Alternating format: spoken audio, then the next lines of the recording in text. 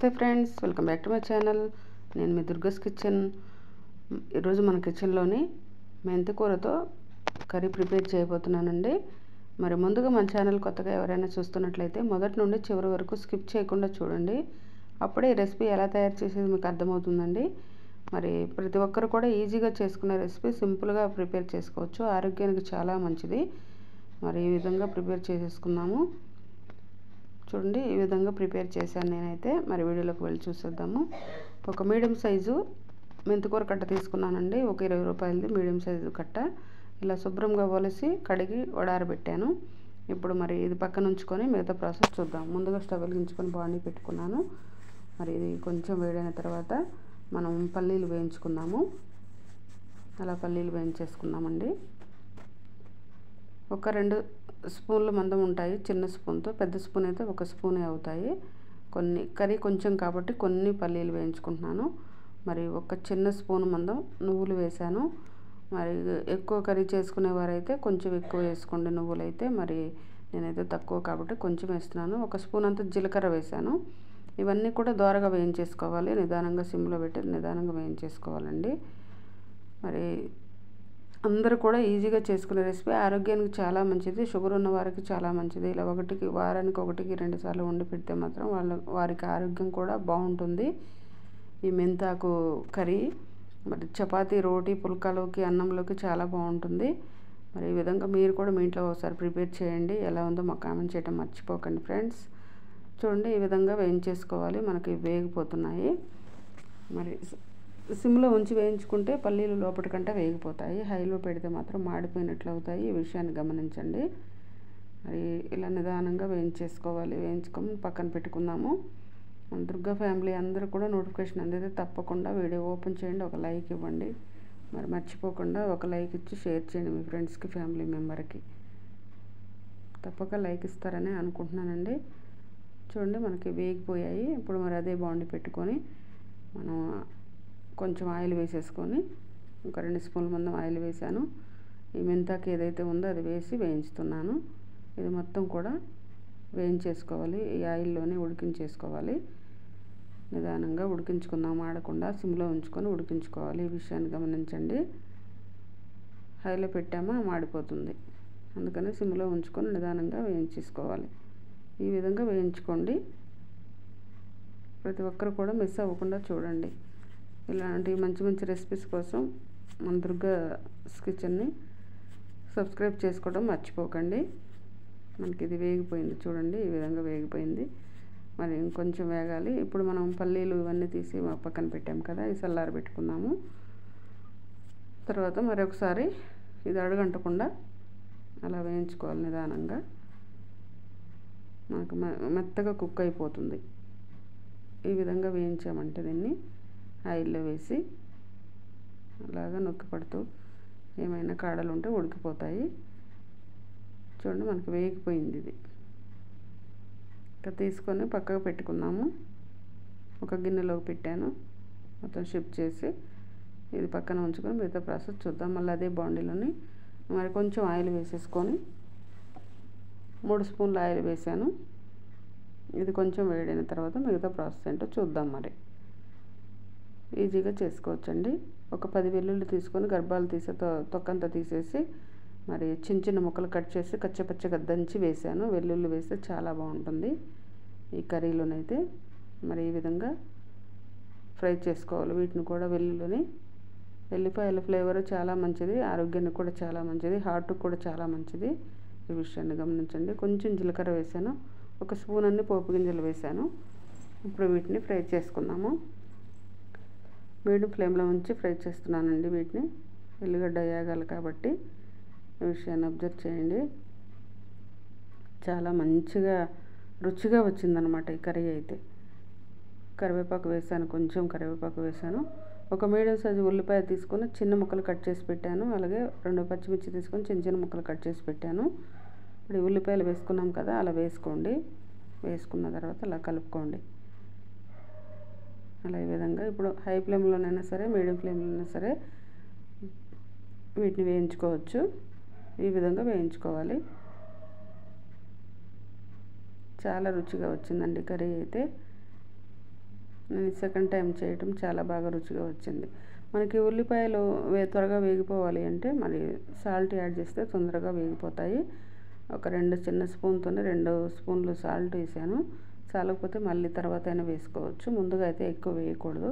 ఇప్పుడు సాల్ట్ వేసాం కాబట్టి ఉల్లిపాయలు ఇంకొంచెం త్వరగా మగ్గిపోయాయి. చూడండి, ఒక 50% వేగిపోయాయి మనకి. ఈ విధంగా వేయించుకోవాలి. ఇప్పుడైతే నేను మీడియం ఫ్లేమ్లోకి తెచ్చుకున్నాను. ఈ విధంగా వేయించేసుకోవాలి. మాడిపోకుండా చూసుకొని దగ్గరుండి కలుపుకోవాలండి.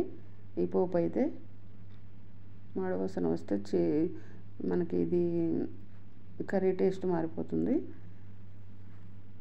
ఒక 2-3 టమాటా తీసుకొని అలా చిన్న ముక్కలు కట్ చేసి వేసాను. ఈ విధంగా వేసి ఉడికించుకోవాలి. మనం ముందుగా సాల్ట్ వేసాం కాబట్టి ఈ టమాటా ముక్కలు కొంచెం త్వరగా వేగిపోతాయి. చూడండి, అలా ఉడికించుకుంటున్నాను. ఒక పావు స్పూన్ అంతా పసుపు వేసాను. ఒక పావు స్పూన్ అంతా ధనియాల పొడి వేసాను. కర్రీ కొంచెమే కాబట్టి కొంచెం వేస్తున్నాను. మసాలాలు చాలా తక్కువ. ధనియాల పొడి, పసుపు కొంచెం వేసుకుంటున్నాను నేనైతే. మీరు ఎక్కువగా చేసుకునే పని అయితే కొంచెం మీరు చేసుకునే దాని కర్రీని బట్టి వేసుకోండి. పసుపు అయినా సరే, ధనియాల పొడి అయినా సరే, ఏ ఐటమ్ అయినా సరే చూసి వేసుకోండి. చూడండి, మనం ఇక్కడ పల్లీలు గ్రైండ్ చేసి పెట్టాము. ఈ విధంగా గ్రైండ్ చేసుకోవాలి. ఒక స్పూన్ అంతా శనగపిండి వేసాను. మనకి మసాలాలు చాలా రుచికరాన్ని తీసుకొస్తాయి. ఈ కర్రీకి అయితే అంత రుచిగా ఉంటుంది. ఈ పొడి ఏదైతే ఉందో దీంతోనే రుచి వస్తుంది మనకి. కర్రీ అయితే మెంతికూర కర్రీ చాలా టేస్టీగా వస్తుంది. ఇప్పుడు మిక్సీ వేసి పక్కన పెట్టుకున్నాము. ఒక స్పూన్ అంతా కారము, మీ టేస్ట్కి తగినట్టు చూసి వేసుకోండి. కారం మీరు ఎంత తినగలరో చూసి వేసుకోండి. నేనైతే ఈ కర్రీకి తగినంత మేము తినగలిగినంత వేసాను. ఈ విధంగా వేసి అలా కలిపేసుకుంటున్నాను. ఈ విధంగా కలుపుకోండి. ఇప్పుడు నేనైతే సిమ్లో ఉంచాను ఫ్లేమ్ అయితే. చూడండి, ఈ విధంగా మనకి టమాటా ఉడికిపోయిందండి. అలా ఉడికిపోయింది. మనకి అడుగంటకుండా చూసుకోవాలి. దగ్గరుండే అలా కలుపుతూ ఉండాలి. అడుగంటితే ఫ్లేవర్ మారిపోతుంది.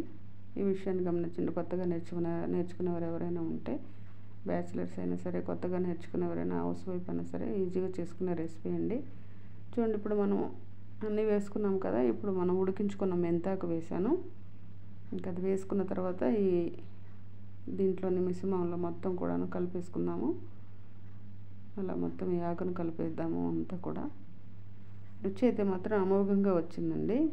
అంత రుచిగా ఉంది. షుగర్ ఉన్న వారికి చాలా ఉపయోగపడుతుంది.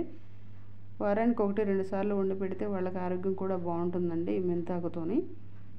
మరి చపాతీ, పూరి, దోశ, పుల్కాలోకి కూడా బాగుంటుంది, అన్నంలోకి. చూడండి, మనం మిక్సీ గ్రైండ్ చేసి పెట్టుకున్నవి ఏవైతే ఉన్నాయో వాటర్ వేసి అవి పల్లీలది మొత్తం కూడా మిశ్రమాన్ని ఇందులో వేసేసాను. వేసుకున్న తర్వాత ఇంకొన్ని నీళ్ళు వేసుకొని ఉడికించుకోవాలి. ఒక 5 నిమిషాలు ఉడికించుకున్నామంటే చక్కగా ఇదంతా మెల్ట్ అయిపోతుంది. ఇందులోని కర్రీ టేస్ట్ చాలా బాగా వస్తుంది. ఈ విధంగా ఉడికించామంటే నేనైతే ఇప్పుడు సిమ్లో ఉంచి ఉడికిస్తున్నాను. ఎందుకంటే అడుగంటే అవకాశం ఉంటుంది కాబట్టి సిమ్లో ఉంచి ఉడికిస్తున్నాను.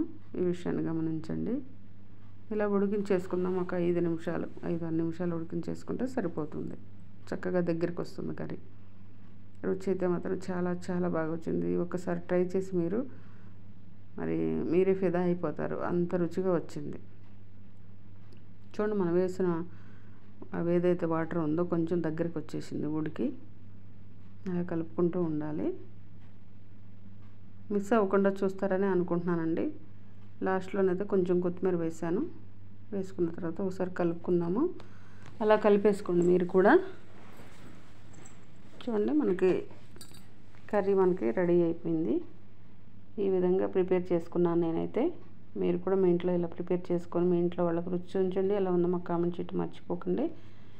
ఎంతో గుమగుమలాడే మెంతాకు కర్రీ రెడీ అయిపోయిందండి. ప్రతి ఒక్కరు కూడా ఈ వీడియో నచ్చింది అనుకుంటే ఒక లైక్ ఇవ్వడం మాత్రం మర్చిపోకండి ఫ్రెండ్స్. దయచేసి ఒక లైక్ ఇవ్వండి, షేర్ చేయండి, సబ్స్క్రైబ్ చేసుకోండి, గంట కొట్టడం మర్చిపోకండి. మీ ఫ్రెండ్స్కి, ఫ్యామిలీ మెంబర్కి కూడా పంపించండి. మరి ఇంత టేస్టీకరమైన రెసిపీని మిస్ అవ్వద్దు ఎవరు కూడా. మరి ఒక లైక్ ఇవ్వండి. Thank you. Bye bye bye. నమస్తే, నేను మీ ఆనంద్. ఆల్రెడీగా దుర్గా కిచెన్ గురించి నేను చెప్పాను ప్రీవియస్ వీడియోలో చాలా చాలా మంచి వంటలు దీంట్లో చేసి చూపెడుతున్నారు. సో ఇంట్లో ఆడవాళ్ళు వాళ్ళ హస్బెండ్స్ కానీ పిల్లలకు నేర్చుకొని మంచి మంచి వంటలు తినిపించచ్చు. అది నేను లాస్ట్ ప్రీవియస్ వీడియోలో చెప్పాను. సో అప్పటికి ఇప్పటికి ఎంత చేంజెస్ వచ్చినాయంటే, నాకు చాలా మంది నేను ఎవరికైతే ఈ లింక్స్ పంపించానో వాళ్ళు వాళ్ళ ఫ్రెండ్స్కి కానీ వాళ్ళ చుట్టాలు కానీ పంపడం జరిగింది.